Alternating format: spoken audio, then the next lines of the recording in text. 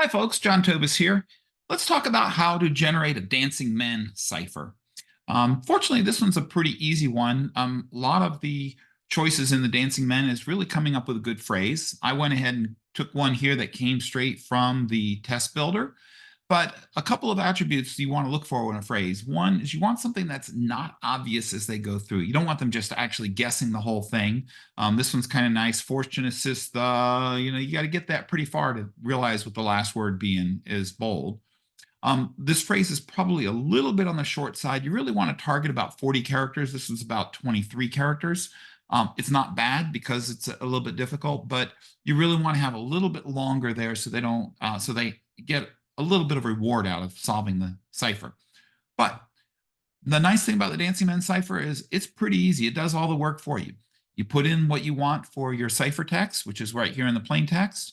And then if you want to get the question, you can say suggest question. It'll say, all right, this is a nice way of doing it. So we're going to replace the question text and the number of points. Well, this one's only 21 characters. 14 of them are unique. So it says 49 points. Looks like a good one. We will take that. And now we're done. You click on save and you're done with that. And you can go on to the next question. Hopefully you have a wonderful day.